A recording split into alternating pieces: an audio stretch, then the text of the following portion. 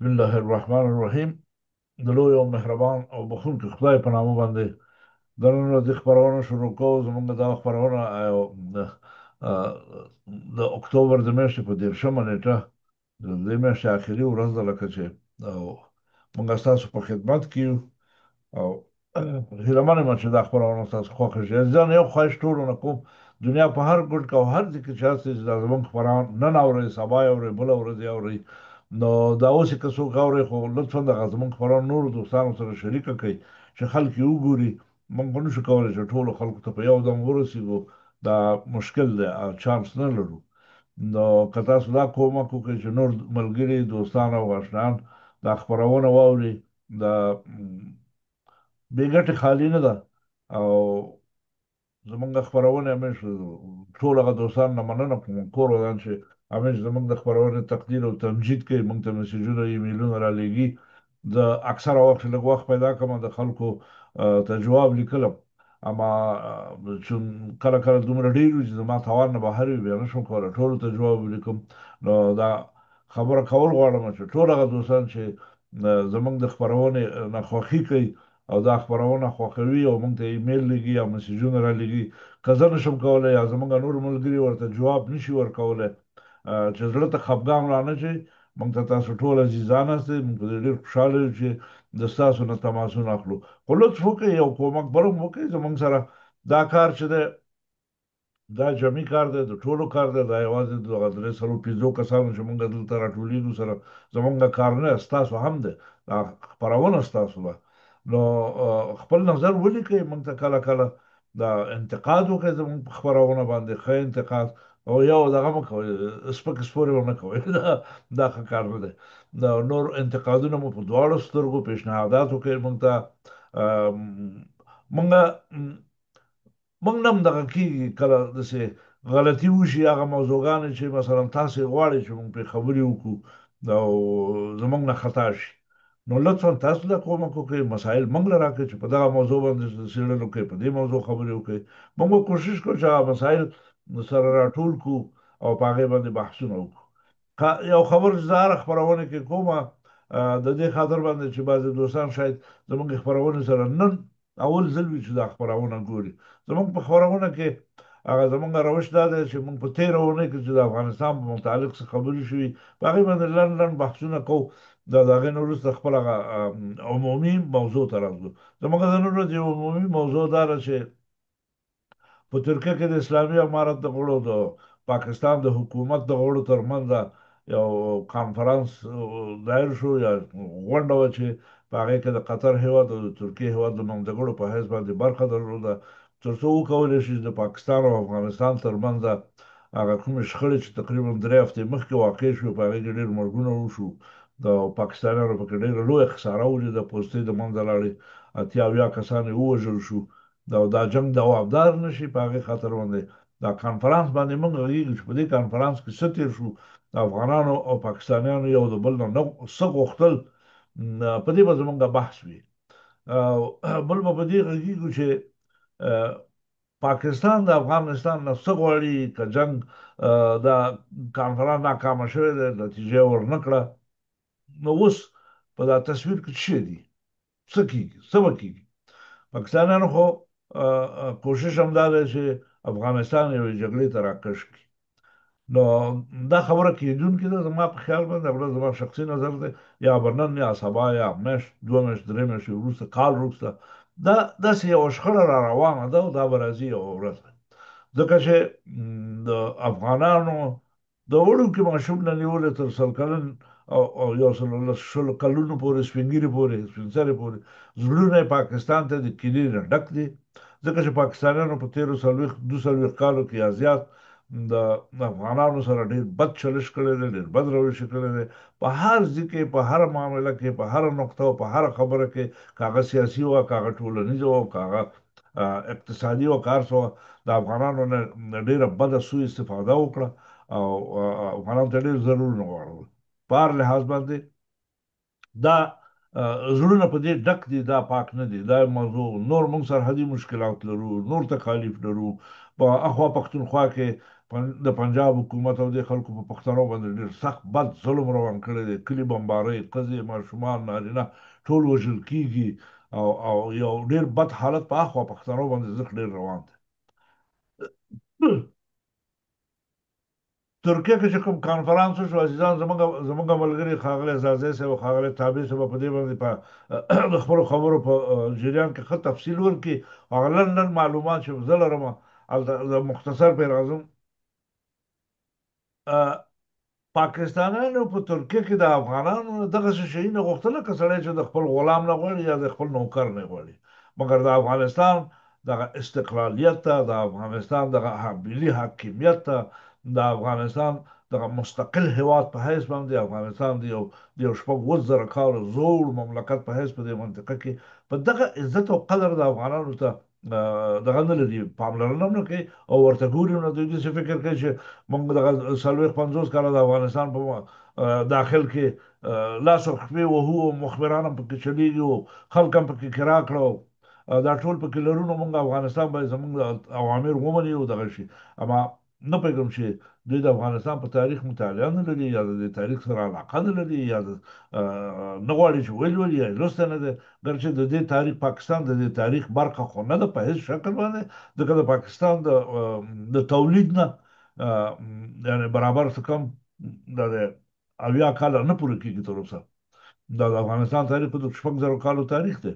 دوی زموږ د تاریخ برخه نه دي، خو کوشش کوي چې ځانونه زموږ د تاریخ برخه کړي. خو پاکستانیان د افغانانو یو څو مشخصې غوښتنې لري. هغه مشخصه غوښتنې دا دي. اوله غوښتنه دا ده چې تاسو به د هندوستان سره قطعا دوستي نه کوئ. دا ما هغه ورځ یو ویډیو کته کرزي په خپله یو مصاحبه کې ویل چې امریکایانو زما نه خواهش وکړ چې تاسو د خپل سیاست په خارجي سیاست کې کله چې د هندوستان مسایلو ته راځئ نو دا به د پاکستانیانو سره په دې کې مشوره وکړي. تر دې حده. او یوه دا موضوع ده. بل دوی په هیڅ صورت نه غواړي چې په پښتنو کې اتفاق وي، اتحاد وي، وحدت پکې وي، او بیا په پښتنو کې د افغانستان په خاوره کې دا مختلف موږ خپل قومونه لرو، دا قومونه چې موږ ټول یو بل سره دغه تړل شوي خلک لکه د زنځیر کړۍ، او دوی غواړي چې دغه د زنځیر کړۍ ماتې شي، دا قومونه یو د بل نه لرې شي، بې اتفاقي، نفاق، کدورت، کینه دا د افغانانو په زړونو کې زیاته شي. دا یې بل خواهش دی او دا د پټ پټ دغه ستراتیژیک کارونه دي. او افغانان باید په هیڅ موضوع کې مستقل سیاست ونه لري او د پاکستان سره باید دغه وکړي، مصلحتونه ولري او د هغوی نه اجازه واخلي، یا افغانستان داسې عمل وکړي لکه یو مستعمره هیواد چې کوي. لنډو شپو ورځو کې د هند او پاکستان ترمنځ هم د کشمیر په علاقو کې بعضې وړې وړې لویې نښتې شوي دي. نه پوهېږم دا جنګ اوس هم روان دی، د دواړو خواوو پکې تلفات هم شوي دي، خو مفصل تفصیل په خبرونو کې تر اوسه لا هم دی راغلی، خو دا خبره هم واورېدل شوه. پاکستانیانو افغانانو ته ګواښونه کړي دي، د یو لوی جنګ اخطارونه ورکوي، او دوی جنګ ته ډېر خوشحاله دي، خو د جنګ زور یې لیدلی نه دی، او دوی په هېڅ جنګ کې کامیاب ووتي نه دي. په هر جنګ چې شوی دی او پاکستان پکې داخل شوی، هلته دوی ناکامه راغلي دي. نو د هندوستان سره دوی په جنګ کې 2 ځله 3 ځله ناکام شو. نور ځایونه کوم چې دوی خپل عسکر لېږلي دي جنګونو ته، هلته هم دوی ناکام بیرته راغلي دي. په سیاست کې هم همدغسې ناکام دي. په اقتصادي لحاظ باندې مطلق تحت صفر ته روان دي، او نن وي که سبا دوی مصرف نه لري چې د خپلو اردو صاحب منصبانو معاشونه عطا ورکړي. جنګ خو پرېږده، جنګ خو خبره ډېره غټه ده او د جنګ مصرف زښت ډېر لوی دی. موږ د جنګ طرفدار نه یو، په هېڅ صورت باندې موږ نه غواړو د هېڅ چا سره جګړه وکړو، نه د دوی سره یوازې، د هېڅ چا سره جګړه نه کوو. خو که څوک د افغانستان د ملي استقلال ته، ملي حاکمیت ته، د خاورې تمامیت ته، د افغانستان پرستیژ او هویت ته څوک په سپکه سترګه ګوري، دا شی افغانانو لپاره تکه سره کرښه ده. قطن افغانان د دې شي تحمل نه لري، منلی نه شي. دا یو قوم دی، الله پاک ورته یو خاص غرور ورکړی دی په دې شیانو کې، دنیا په نورو قومونو کې نشته دی، او دا یو خاص ملت دی په دغه منطقه کې. خو پاکستانیان دې له پام نه دی کړی. په هر صورت زه تابع صاحب تاسو له راګرځم، پوښتنه به مې دا وي چې پوښتنه مې دا ده چې د ترکیې حالت خو اوس ټولو خلکو ته معلوم دی، ډېرې خبرې به پرې نه کوو ځکه په نورو میډیا سنټرونو کې او تلویزیونونو کې ټولو ځایونو کې بحثونه وشو چې پاکستانیان په دغه غونډه کې په ډیپلوماټیک صورت سره مطلق ناکام، او ټولې دنیا په تبصره وکړه چې په ډیپلوماسۍ کې د پاکستانیانو ګډون په دې غونډه کې لکه یو بیخي لکه یو بې سواد ډیپلوماټیک. حتی تر دې ځایم خبره رسېدلې ده چې یو بل ته ډېرې ستغې خبرې هم کړي دي افغانانو ته، او منځګړي هېوادونه چې په دې منځ کې منځګړتوب کوو، هغوی هم په دې کار د پاکستانیانو ډېر بد عکس العمل ښودلی دی دوی ته، او شدیدا پرې خفه دي. جګړه دغه غونډه ناکامه شوه. اوس ستاسو په نظر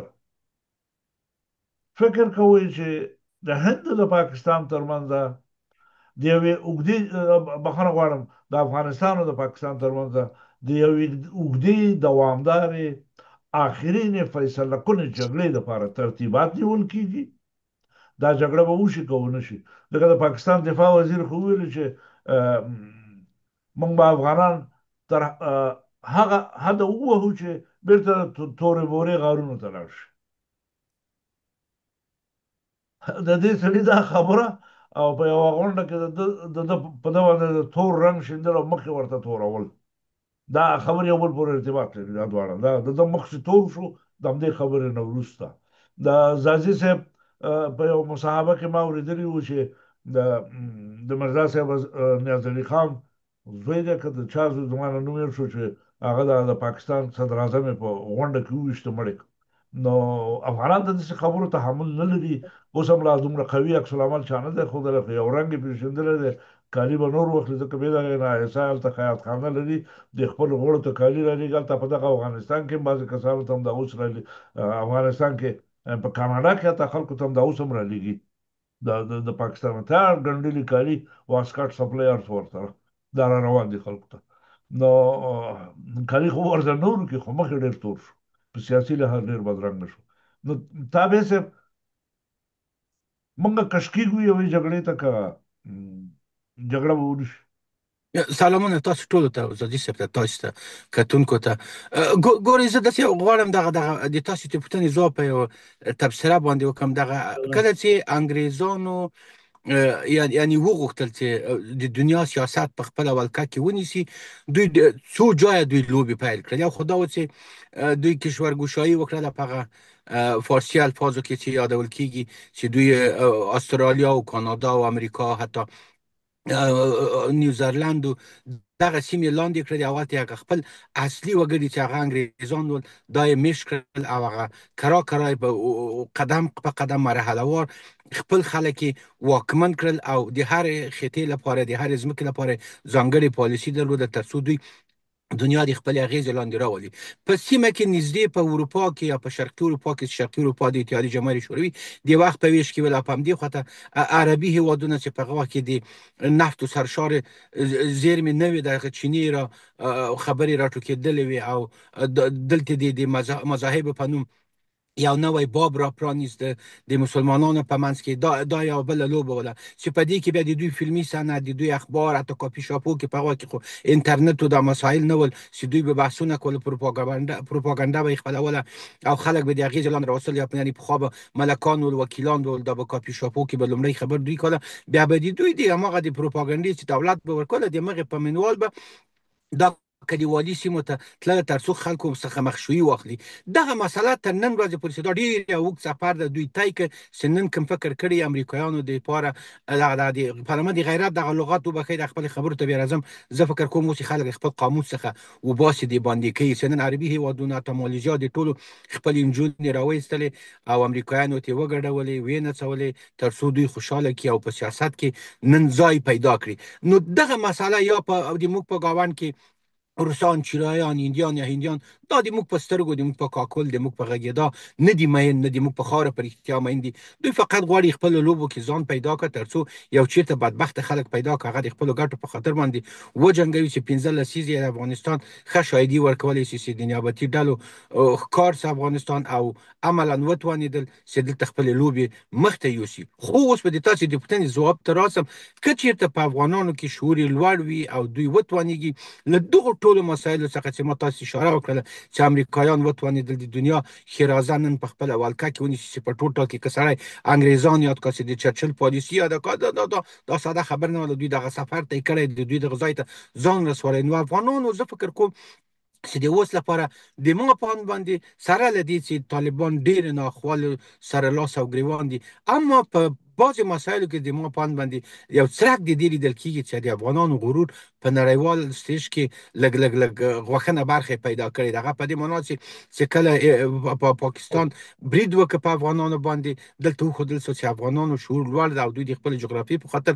یو کېږي سره. بیا دلته نه د جمهوریت نه د خلقي نه د پرچمي دغه مسایلو ته شا کېږي. اما له بعد مرغه دغه نیابتي ډلو دونه کار وکړ چې هغه غواړم اشاره ورته وکړم چې د موږ د کور د ننه ناخوالې دي چې د موږ ځینې هغه نامرده ناځوانه سیاسیون چې وخت په کتو سره دوی غواړي له افغانستان څخه داسې یو تصویر جوړ کړ دنیاوالو ته چې یعنې ټوله ملامتي پړه په افغانان یعنې بالخصوص په پښتون ټبر باندې واچوي، چې زه فکر کوم دا غلطه لوبه ده. دغه غلطه لوبه کې د موږ دغه اقوام چې دغه سیاسیون دي، البته اقوام ټول زه نه یادوم، د مشران چې په نمایندګۍ د اقوامو استیج خپل کړی ده، دوی یا د خراسان په نوم یا مثلا د پښتو ټکولو په نامه یا دغه قوم ته بدوي یادول سره لدی چې د اوس په امریکا کې هم داسې قومونه ژوند کوي چې عین د تقریبا د دویمې د درېمې پیړۍ په شان باندې دي، خو څوک کار نه پرې لري، حکومتونو یې ځای ورکړی و. دا یې حق ده، دا یې قانوني مسایل دي، خو چې په کوم جامو کې دوی ژوند کوي دا د دوی قانوني حق ده. د موږ بدبخت سیاسیون چې دي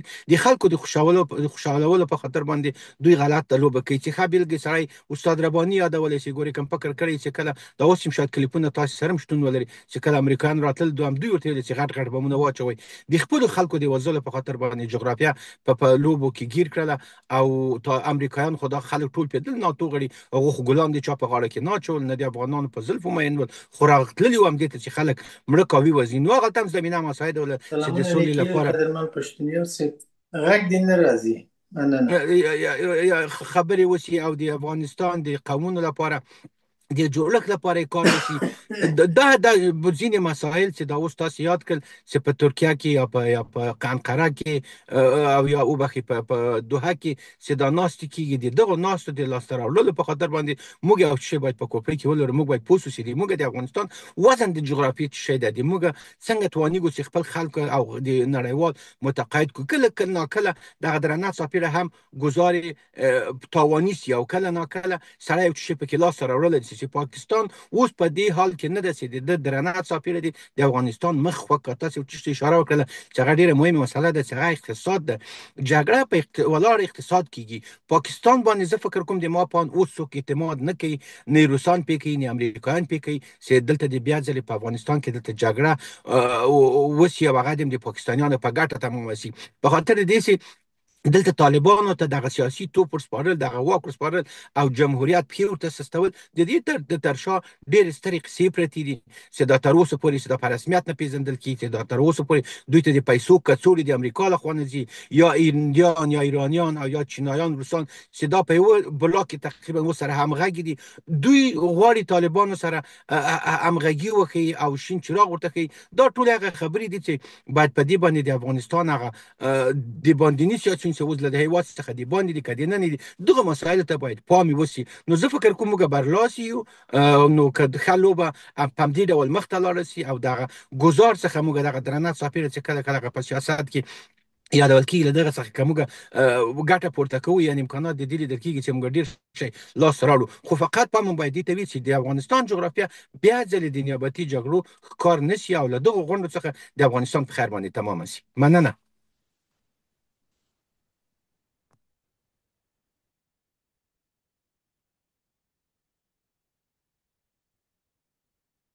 ندیم صاحب د تابع صاحب خبرې خلاص شوې. متوجه یم ورته، متوجه یم. تابع صاحب مننه کوم، تشکر کوم. نو بس ستونی مې وچ شو داسې ټوخی راغی.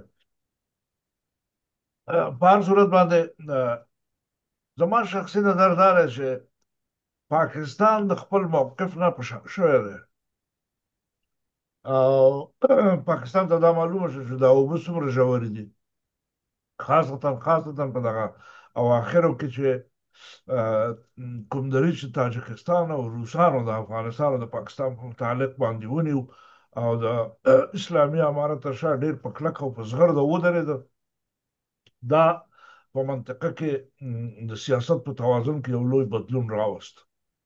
او زه په دې کې سل په سلو کې یقین لرم چې پاکستانیان په شا شوي دي او دوی یو جګړې ته زړه ښه نه کړي.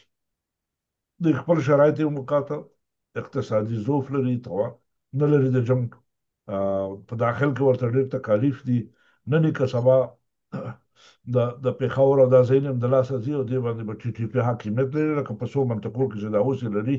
او دوی په رڼا ورځ ګرځي دلته په ښار کې او پیرې هم کوي، تراشیګانې هم دوی کوي، پخوا خو به د شپې ګرځي او د ورځې هم ګرځي. نو دا هم ورځ په ورځ مخ په قوي کېدو دی د پاکستان په مقابل کې.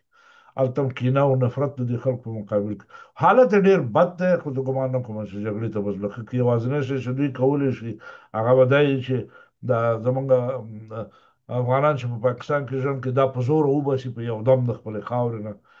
تجارتي لارې به بندې کړي په افغانانو باندې. دا په داخل د مملکت کې زمونږ د قومونو ترمنځ اختلافات زیات کړي. دا خلک چې د طالبانو د راتګ سره سم په ډکه تیاره کې پاکستان ته وتښتېدو، بیا هلته د پاکستان وزیر خارجه ته لین ولاړ لکه سرکوزي هلته چې لاس ورکړي او ستړي مشي ورسره وکړي. نو وضع د جنګ دپاره نه ده برابره، مګر بیا هم که دوی جنګ وکړي او جګړې ته زړه ښه کړي نو دا به دغه یي څه ورته وایي د دوی په تاوان یې نه زموږ په تاوان باندې، زموږ په تاوان باندې. زازا صاحب ته ستړی مه شئ، په خیر راغلی. مننه.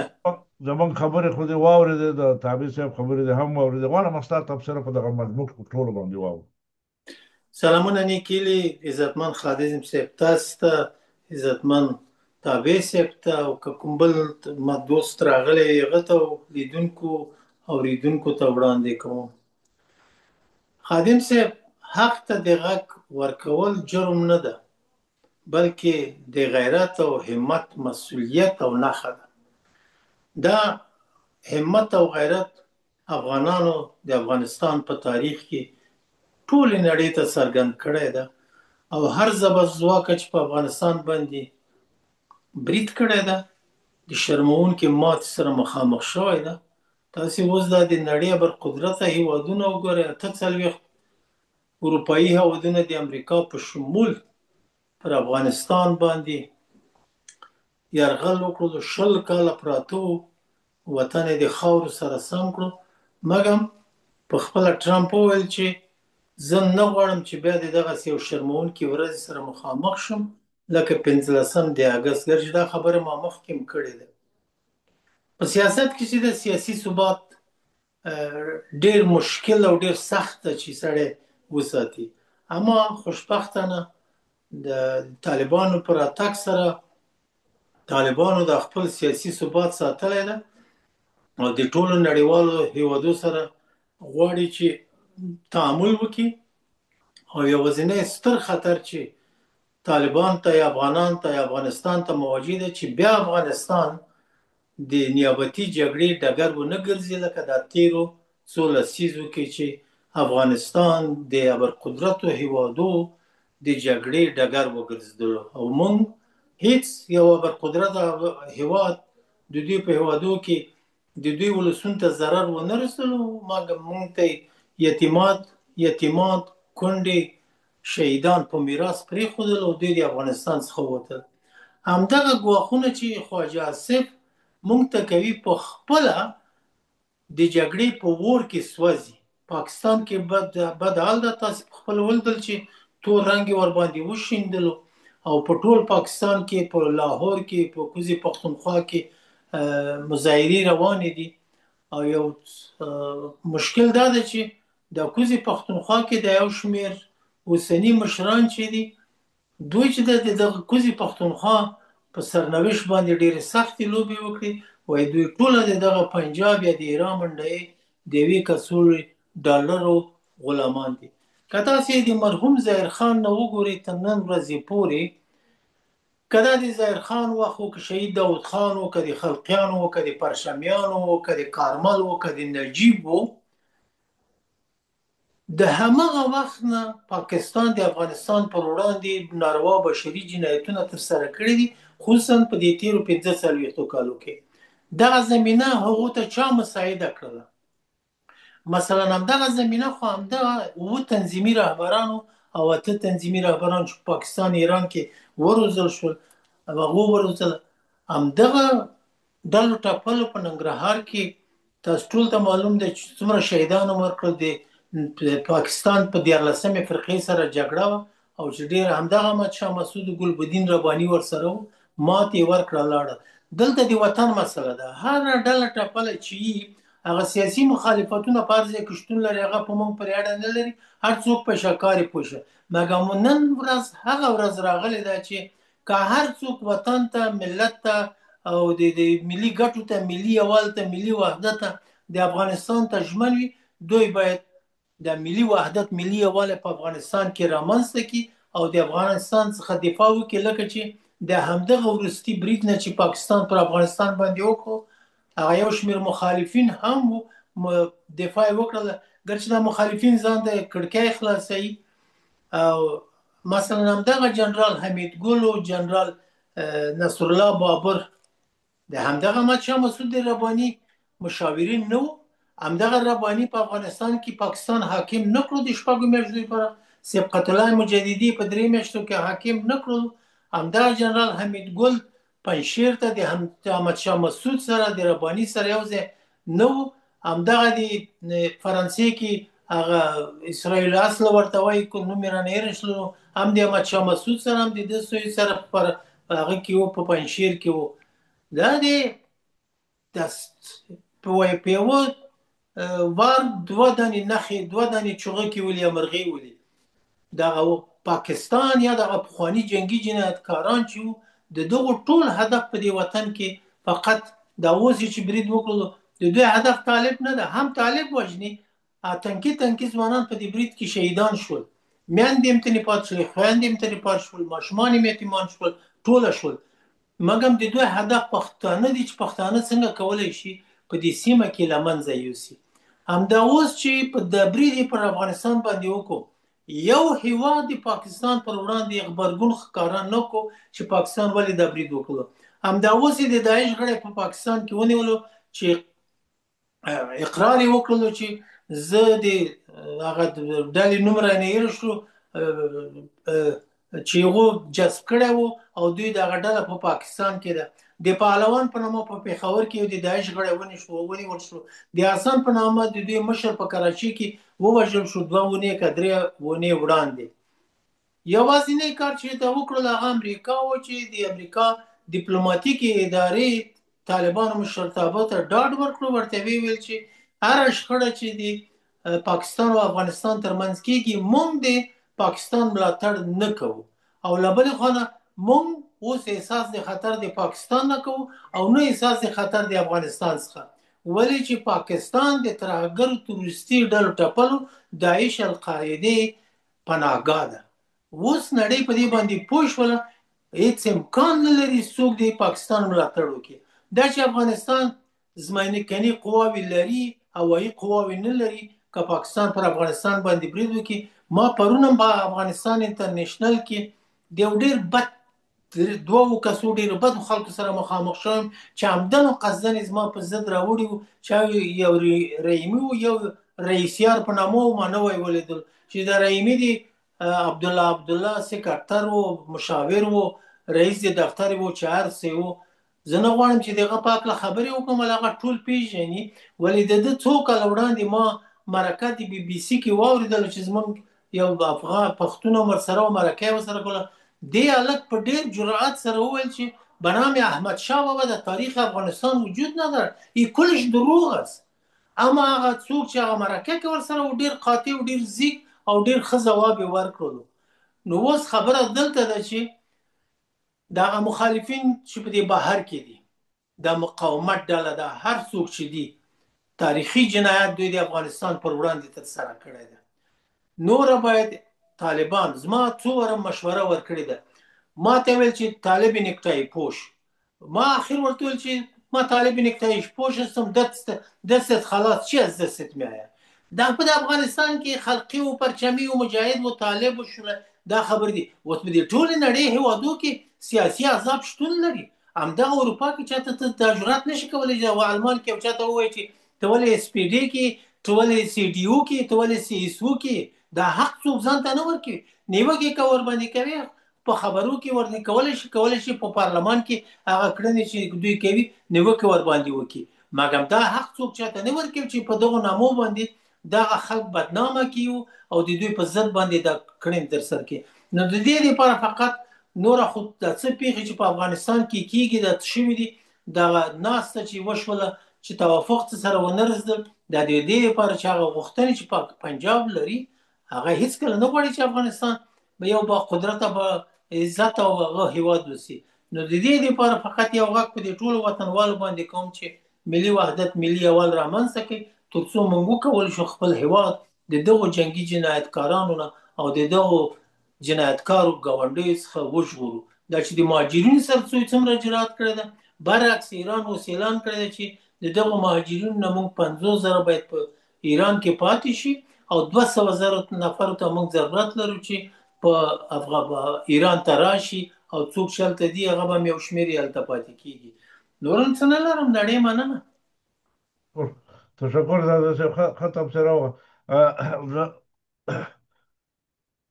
افغانان په عمومي صورت باندې ګوره په تاریخ کې چې موږ یې وګورو د جګړې شوقي خلک نه دي چې خلکو سره جنګونه دوی شروع کړي او دوی پیل د جنګونو وکړي.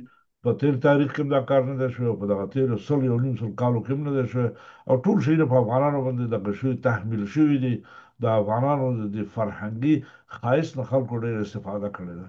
هغه ښایست پکې دا دی چې افغانان هر شی په خپل ځان دغه کوي تحمل کوي. قبله بل سړی نه غواړي چې خفه کړي یا تکه بېګانه هم وي. مګر زموږ په خاوره باندې تېرې شوي دي، زموږ په خاوره باندې خلکو حملې کړي دي.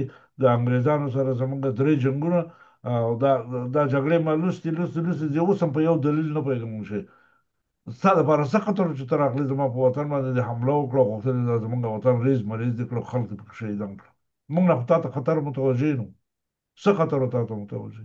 ستا جنگ د روس سره او جنگ دې راوړه زما په خاوره کې مړي دي زموږ خلک. دا په یاد ولرئ چې یو ورځ به افغانان د دغه انګلستان په پارلمان کې به درېږي او د دې 3 جنګونو تاوان به ته نه غواړي. دا به یو ورځ غوښتل کېږي د فرهنګي نه.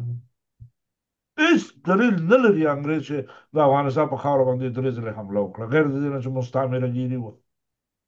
نو مستعمره ګیري چې وه خو ته د استعمار شکنو په تلک کې ونښتې، داسې ونښتې چې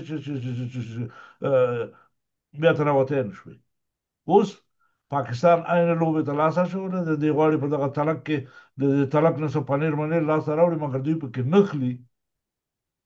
خو حقیقت ته چې سړی راشي وګوري پاکستان زموږ په ګاونډ کې پروت دی، دوست هیواد نه دی، د افغانانو سره دښمني کوي، د افغانانو سره چال کوي، فریب کوي، نایرنګ کوي. دوی به ډېر کلک ونه خلي، ډېر کلک به ونه خلي. یو ورځ ما د هندوستان په یو میډیا کې واورېده چې یو څوک د هندوستان ډېر یو لوړه والي رتبه نظامي مامور یو زما په خیال هغه ویل هغه ځل هم در سره جګړه وکړه 2 ټوټې هم کړې، دا ځل مې که در سره جنګ وکړو 4 ټوټې کومه دی. نو پاکستان د ځان آماده کړه 4 ټوټې کېدو دپاره. خو ما هغه ورځ دا چېرته لیکلي مې دي په فیسبوک کې څو ځله دا خبره مې کړې ده، لیکلې مې ده چې پاکستان صلح په پاکستان کې، آرامش په پاکستان کې، سکون په پاکستان کې او د دوه افغانستان سره د دوی د نیکو روابطو لپاره ډېره اسانه او ډېره ښه طریقه دا ده چې پاکستان دې بېرته د 18مې پېړۍ د برطانوي هند او د افغانستان ترمنځ چې کوم سرحد و هغه ځای ته دې لاړ شي، هغه د خپل سرحد کې دا زموږ ځمکې دې خوشي کړي. موږ پوهېږو دا پښتانه پوهېږي، موږ پوهېږو دا ټي ټي پي پوهېږي، موږ پوهېږو دا نور پوهېږي، د دوی په ژبه موږ پوهېږو، پنجابي په ژبه نه پوهېږو، موږ یې په ژبه پوهېږو. بیا زموږ خوښه چې خپلو سره جنګېدو که خپلو سره روغه کوله، خو تا له به ګارنټي وي چې تا باندې به څوک نه درځي، تا له به مشکلات نه خلق کېږي. زموږ ټول جنګ په همدې خبره ده او دوی کوشش کوي چې دا جنګ ګرم وساتي چې دا اصلي جنگ د خلکو د یاده ووځي. مګر هغسې نه ده. دا جنګ که هر څومره ګرم کوي اصلي جنګ ورسره نور هم راپورته کېږي او د هغې لپاره نورې لویې لویې زمینې مساعدې کوي. نو د پاکستان پکې خطر ده. ستاسو د نظر ځاځي صاحب یعنی جګړه کیدونکې ده که نه کیږي؟ نه، په هیڅ صورت سره پاکستان دا جګړه نه کوي او نشي کولای. د دې لپاره چې دغه درب چې د دفاع وزیر په امر باندې ښاغلي ملا یعقوب پر پاکستان باندې وشلو، په دې باندې پوه شول. ما پرون هم په دې مرکه کې وویل، نن بیا هم وایم، که دوی هوایي برید وکړي، ته مطمئن اوسه خادم سي چې په 40 ساعتو کې به طالبان د اټک پله باندې د خپل دغه بیرغ ودروي. دلته همت او غیرت مهم ده. افغانان په همت او په غیرت کې، په شهامت کې معلوم دي. موږ د خپل پلرونو نیکونو تاریخ ته مراجعه وکړو چې مثلا یو ملاله و یو غږ په دې خلکو باندې وکړلو چې په څه حال و، مګم څنګه انګريزانو ته ماتې ورکړل. دا افغانانو ته میراث پاتې ده. دا او منم اوس دا منم در سره ځاځي صاحب، دا منم په هغه وخت شرایط بل قسم و، د ځانونو د شرایط بل رقم دي. نن په 21مه پېړۍ کې موږ ژوند کوو، زموږ غوښتنې فرق لري. موږ خو افغانستان اسلامي امارت ته په کراتو د دې ځینې ویل شوي دي، لیکلي هم ورلېږلي دي، او نورو خلکو هم د امارت نه دا غوښتنې کړي دي چې تاسو د ملت غوښتنو ته احترام وکړئ. دا ملت تاسو نه څه غواړي؟ ډوډۍ ولا که نه وغواړي، خو چې څه درنه دا غواړي د هغې احترام وکړئ. دلته به د دې تفاوت نشته چې څوک څه شی دی، څوک دی، دا فرق نه کوي. دا یو ملت دی، واحد ملت دی، ټول درپسې درېږي. او د دې واحد ملت هر غړی که هزاره پښتون بل دغه نومونه زه نه اخلم، په ما بد لګېږي، ځکه دا په خپله د دې نومونه اخیستل د تفرقې اور ته لمن وهل دي. دغه څه قومونه چې په دې وطن کې ژوند کوي، د دې خاورې د 1 انچ نه ځان قربانۍ، د 1 انچ نه ځان قربانۍ او قربان کړی دی ورباندې، او دې خاورې ته قربانۍ ورکړي. دا خاورې په خپلو وینو باندې ساتلې ده. خو خبره دا ده چې دغه د حکومتونو وظیفه دا ده چې ملت ته خپل خوا سره نزدیک، او د ملت چې د خپل حکومت سره درېږي په هغه وخت کې چې هغه حکومت د دې ملت په سر باندې حکومت وي، نه یو ظالم، نه یو داسې څه ورته وایي پخواني سلاطین چې په زور به په خلکو باندې حکومتونه کول. هغه د هغې په مقابل کې د دنیا ټولو ملتونو سر ټیټ کړی دی، بیرته راپاڅېدلي، قربانۍ ورکړې. افغانانو هېڅکله دا سر نه دی ټیټ کړی. دا ښه خبره به دا وي د اسلامي امارت لپاره د دې ملت غوښتنو ته غاړه کېږدئ. دا ملت چې تاسو نه څه غواړي په هغې باندې سره کښېنئ، بحثونه وکړئ. د دې ملت کې د دې قومونو د خلکو نه، د مشرانو نه لویه جرګه مه راغواړه، وړه جرګه راوغواړه، د دې خلکو سره بحث وکړه. تاسو راشئ د احمدشاه بابا تاریخ ته لاړ شئ. څه فتوحات چې احمدشاه بابا کړي په جرګو یې کړي دي، څه فتوحات چې کړي ټولې په جرګو کړي. په هر ځای باندې به چې د برید مخکې د هغې نه به د خپل قوم سره مشوره کوله چې دا کار وکړو که یې ونه کړو. بیا به قوم ورته مشورې ورکولې. میرویس نیکه چې د ایران نه راغی، بیرته د خپل قوم سره کېناست، ما د عربستان نه د مکې نه فتوا راوړې ده چې د بهرني دغه استعمارګر په مقابل کې جهاد روا دی. دا یې ویل د فتوا پاڼه ده، او قوم سره خبرې وکړي، بیا جنګونو باندې ملا وتړله.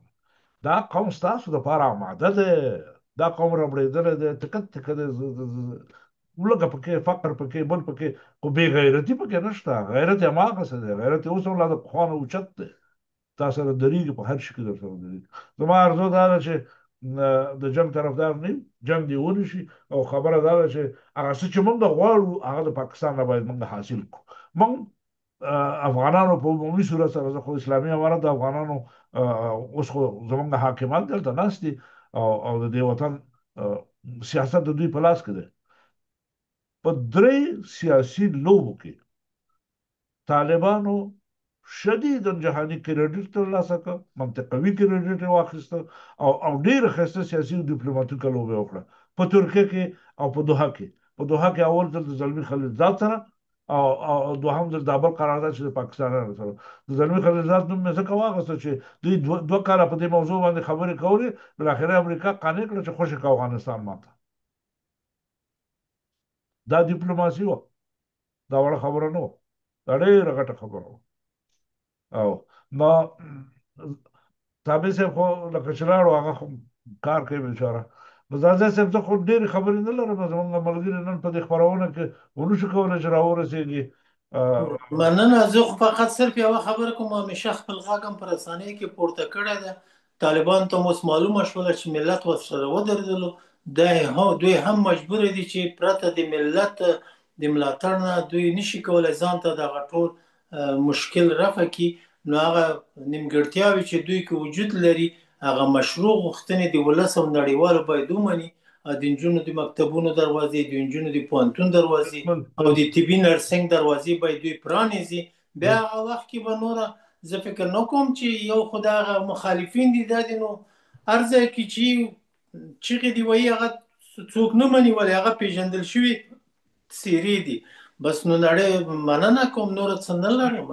پس کوم هغه مخالفین چې دغه یو ډېر یو محدود تعداد چې هغې ته اوس نن سبا کې دنیا ورپسې راپاڅېږي او څوک یې پلوي نه کوي. هغه د مقاومت جبهه د کاره بلا ده په تاجکستان کې دفتر ورته وتړلو او په خپله د تاجکستان د استخباراتو وزیر د ښاغلي متقي سره په خبرو کې ویل چې نور د تاجکستان د طالبانو پر خلاف څوک شتون نه لري او د خپله د تاجکستان د استخباراتو نظامی هغه رئیس هم پاکستان ته ویل او دا خپله د پوتین هغه پاکستان ته اخطار ورکول دا په خپل اوس ثابت شول چې نور پاکستان ولی پاکستان سره اوس نه اسلامي هیوادونه نه د نور هیوادونه نظامی مرستې نه کوي. چین هم خپل هغه ور سره هغه کړلو، هغه خپل څنومېږي قرضې ته نه وغوښتلو. په خپل امریکا 70 تریلیونه ډالر د چین پر وړي ده. دا ټول دغه ګلوبالیزم جګړې دي. دوی نشي کولای چې نور پر افغانستان باندې برید وکړي، ولې اوس نړۍ ټول ملامتایي ورته وایي چې په افغانستان کې سوله راغلې ده. ته څه حق لري چې اوس په افغانستان به داعش ډلې ټپلې ټول په پاکستان کې ونیول شول؟ بس نو نور څه نه لرم. تشکر کوم زاده، تشکر. مننه قربان شم. زموږ خبرونه وخت هم بس پوره ده. په ختمو به سره دوستان چې نه دي راغلي الله ټولو ته د خدای خیر پېښ کړي. آینده اونۍ کې به انشاءالله بیا په خدمت کې یو او خدای ټول روغ جوړ ښاد لري. خو دا زموږ خپرونه شریکوئ د خلکو سره چې خلک یې واوري، موږ باندې انتقاد وکړي، موږ ته خپل وړاندیز راولېږئ. تشکر کوم ټولو نه. الله دې مو مننه. خدای پامان. السلام علیکم. السلام علیکم. روشن شد. اما گروه داخل شد روشن کن. چیزا میشه خواهید نمیدونید.